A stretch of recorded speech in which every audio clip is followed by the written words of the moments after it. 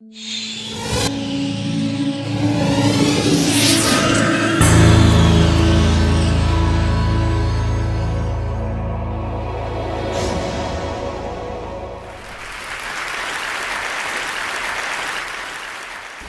do you explain when things don't go as we assume?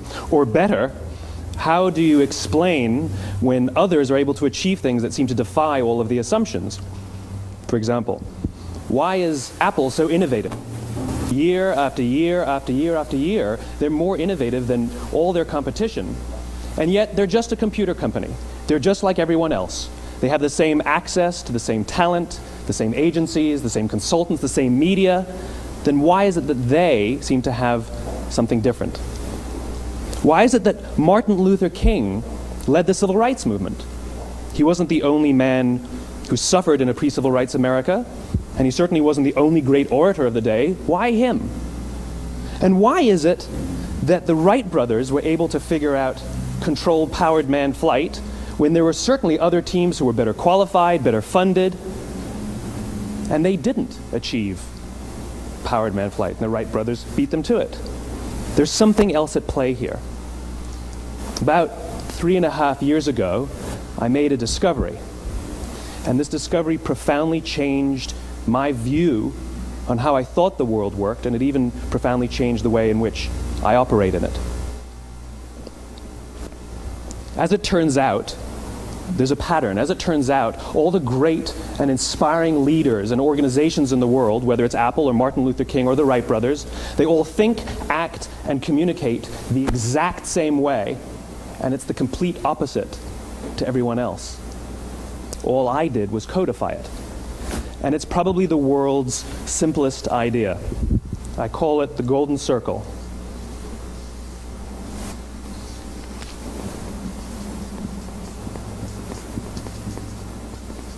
Why, how, what? This little idea explains why some organizations and some leaders are able to inspire where others aren't. Let me define the terms really quickly. Every single person, every single organization on the planet knows what they do, 100%. Some know how they do it, whether you call it your differentiating value proposition or your proprietary process or your USP. But very, very few people or organizations know why they do what they do. And by why, I don't mean to make a profit. That's a result. It's always a result. By why, I mean what's your purpose? What's your cause? What's your belief? Why does your organization exist? Why do you get out of bed in the morning? And why should anyone care? Well, as a result, the way we think, the way we act, the way we communicate is from the outside in. It's obvious. We go from the clearest thing to the fuzziest thing. But the inspired leaders and the inspired organizations, regardless of their size, regardless of their industry, all think, act, and communicate from the inside out. Let me give you an example. I use Apple because they're easy to understand and everybody gets it. If Apple were like everyone else, a marketing message from them might sound like this. We make great computers. They're beautifully designed, simple to use, and user-friendly. Want to buy one? Meh. And that's how most of us communicate. That's how most marketing is done, that's how most sales is done, and that's how most of us communicate interpersonally. We say what we do, we say how we're different or how we're better, and we expect some sort of behavior, a purchase, a vote, something like that. Here's our new law firm. We have the best lawyers with the biggest clients. We have, we always perform for our clients, do business with us. Here's our new car. It gets great gas mileage. It has, leather seats. Buy our car. But it's uninspiring. Here's how Apple actually communicates. Everything we do, we believe in challenging the status quo. We believe in thinking differently. The way we challenge the status quo is by making our products beautifully designed, simple to use, and user-friendly. We just happen to make great computers. Want to buy one? Totally different, right? You're ready to buy a computer from me. All I did was reverse the order of the information. What it proves to us is that people don't buy what you do, people buy why you do it. People don't buy what you do, they buy why you do it. This explains why every single person in this room is perfectly comfortable buying a computer from Apple.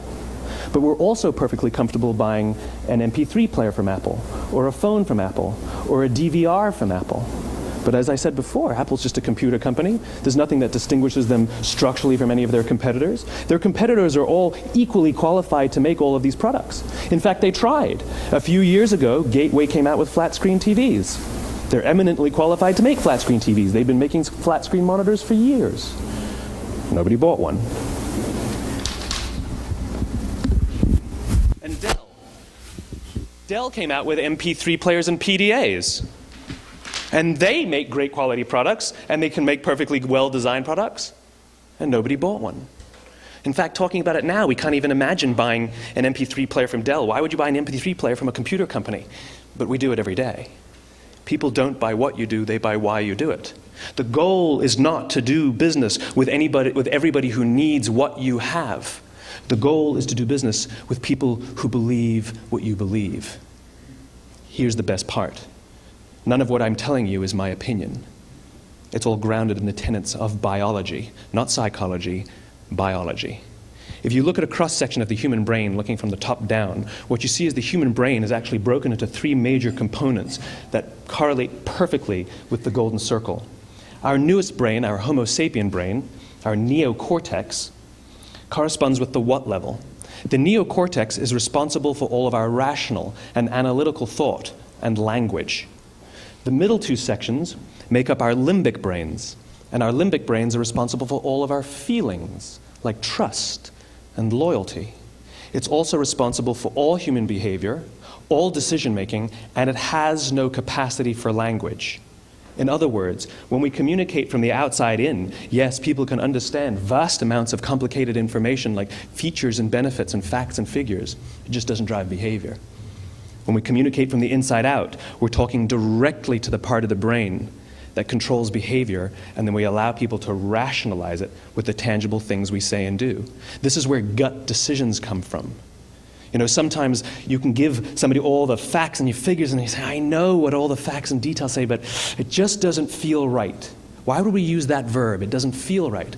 Because the part of the brain that controls decision-making doesn't control language. And the best we can muster up is, I don't know, it just doesn't feel right.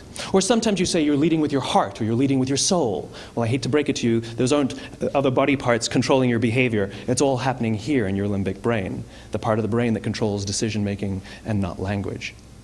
But if you don't know why you do what you do, and people respond to why you do what you do, then how will you ever get people to vote for you or buy something from you, or more importantly, be loyal and want to be a part of what it is that you do? Again, the goal is not just to sell people who need what you have. The goal is to sell to people who believe what you believe. The goal is not just to hire people who need a job. It's to hire people who believe what you believe. I always say that, you know, there's if you hire people just because they can do a job, they'll work for your money. But if you hire people who believe what you believe, they work for you with blood and sweat and tears. And nowhere else is there a better example of this than with the Wright brothers. Most people don't know about Samuel Pierpont Langley. And back in the early 20th century, the pursuit of powered man flight was like the dot-com of the day. Everybody was trying it. And Samuel Pierpont Langley had what we assume to be the recipe for success. I mean, even now, you ask people, why did your product or why did your company fail? And people always give you the same permutation of the same three things. Undercapitalized, the wrong people, bad market conditions. It's always the same three things. So let's explore that. Samuel Pierpont Langley was given $50,000 by the War Department to figure out this flying machine. Money was no problem. He held a seat at Harvard and worked at the Smithsonian and was extremely well connected. He knew all the big minds of the day. He hired the best minds money could find, and the market conditions were fantastic. The New York Times followed him around everywhere, and everyone was rooting for Langley. And how come we've never heard of Samuel Pierpont Langley? A few hundred miles away in Dayton, Ohio, Orville and Wilbur Wright. They had none of what we consider to be the recipe for success. They had no money. They paid for their dream with the proceeds from their bicycle shop. Not a single person on the Wright brothers' team had a college education, not even Orville or Wilbur. And the New York Times followed them around nowhere. The difference was Orville and Wilbur were driven by a cause, by a purpose, by a belief. They believed that if they could figure out this flying machine, it'll change the course of the world. Samuel Pierpont Langley was different. He wanted to be rich, and he wanted to be famous. He was in pursuit of the result. He was in pursuit of the riches. And lo and behold, look what happened. The people who believed in the Wright brothers' dream worked with them with blood and sweat and tears. The others just worked for the paycheck. And they tell stories of how every time the Wright brothers went out, they would have to take 5 sets of parts because that's how many times they would crash before they came in for supper. And eventually, on December 17th, 1903, the Wright brothers took flight. And no one was there to even experience it. We found out about it a few days later. And further proof that Langley was motivated by the wrong thing, the day the Wright brothers took flight, he quit. He could have said, "That's an amazing discovery, guys. Now we'll improve upon your technology." But he didn't. He wasn't first. He didn't get rich. He didn't get famous. So he quit. People don't buy what you do, they buy why you do it. And if you talk about what you believe, you will attract those who believe what you believe. Well, why is it important to attract those who believe what you believe? Something called the law of diffusion of innovation. And if you don't know the law, you definitely know the terminology. The first 2.5% of our population are our innovators. The next 13.5% of our population are our early adopters. The next 34% are your early majority, your late majority, and your laggards. The only reason these people buy touch-tone phones is because you can't buy rotary phones anymore. We all sit at various places at various times on the scale, but what the law of diffusion of innovation tells us is that if you want mass market success or mass market acceptance of an idea, you cannot have it until you achieve this tipping point between 15 and 18% market penetration, and then the system tips. And I love asking businesses, what's your conversion on new business? And they love to tell you, oh, it's about 10%, proudly. Well, you can trip over 10% of the customers. We all have about 10% who just get it. That's how we describe them, right? That's like that gut feeling, oh, they just get it. The problem is, how do you find the ones that just get it before you're doing business with them versus the ones who don't get it? So it's this here, this little gap, that you have to close, as Geoffrey Moore calls it, crossing the chasm. Because you see, the early majority will not try something until someone else has tried it first. And these guys, the innovators and the early adopters, they're comfortable making those gut decisions. They're more comfortable making those intuitive decisions that are driven by what they believe about the world and not just what product is available. These are the people who stood online for 6 hours to buy an iPhone when they first came out, when you could have just walked into the store the next week and bought one off the shelf. These are the people who spent $40,000 on flat-screen TVs when they first came out, even though the technology was substandard. And by the way, they didn't do it because the technology was so great. They did it for themselves. It's because they wanted to be first. People don't buy what you do, they buy why you do it. And what you do simply proves what you believe. In fact, people will do the things that prove what they believe. The reason that person bought the iPhone in the first 6 hours, or stood in line for 6 hours, was because of what they believed about the world and how they wanted everybody to see them. They were first. People don't buy what you do, they buy why you do it. So let me give you a famous example, a famous failure and a famous success of the law of diffusion of innovation. First, the famous failure. It's a commercial example. As we said before a second ago, the recipe for success is money and the right people and the right marketing conditions, right? You should have success then. Look at Tivo. From the time Tivo came out about 8 or 9 years ago to this current day, they are the single highest quality product on the market. Hands down, there is no dispute. They were extremely well funded. Market conditions were fantastic. I mean, we use Tivo as a verb. I Tivo stuff on my piece of junk Time Warner DVR all the time. But Tivo is a commercial failure. They've never made money. And when they went IPO, their stock was at about $30 or $40 and then plummeted, and it's never traded above 10. In fact, I don't think it's even traded above 6, except for a couple of little spikes. Because you see, when Tivo launched their product, they told us all what they had. They said, we have a product that pauses live TV, skips commercials, rewinds live TV, and memorizes your viewing habits without you even asking. And the cynical majority said, we don't believe you, we don't need it, we don't like it, you're scaring us. What if they had said, if you're the kind of person who likes to have total control over every aspect of your life, boy, do we have a product for you. It pauses live TV, skips commercials, memorizes your viewing habits, etc., etc. People don't buy what you do, they buy why you do it, and what you do simply serves as the proof of what you believe. Now let me give you a successful example of the law of diffusion of innovation. In the summer of 1963, 250,000 people showed up on the Mall in Washington to hear Dr. King speak. They sent out no invitations, and there was no website to check the date. How do you do that?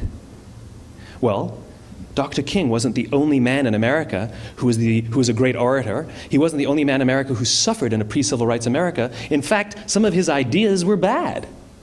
But he had a gift. He didn't go around telling people what needed to change in America. He went around and told people what he believed. I believe, I believe, I believe, he told people.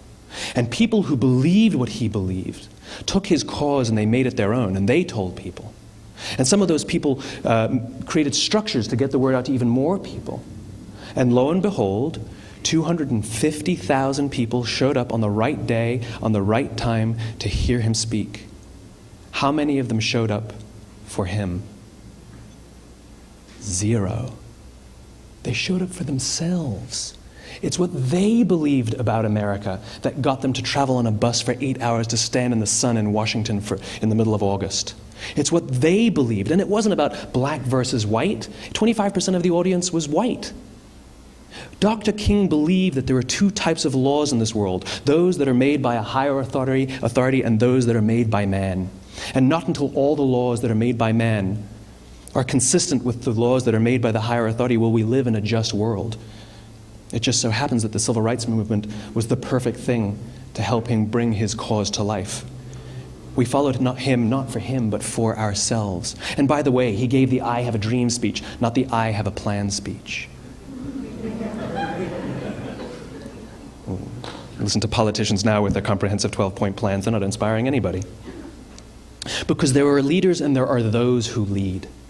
Leaders hold a position of power or authority, but those who lead inspire us. Whether they're individuals or organizations, we follow those who lead, not because we have to, but because we want to. We follow those who lead, not for them, but for ourselves. And it's those who start with why that have the ability to inspire those around them or find others who inspire them.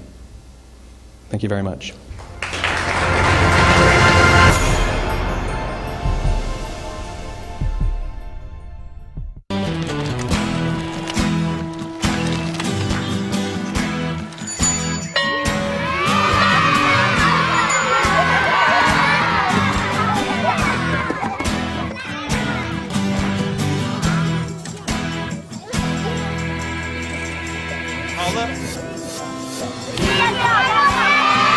Sharing.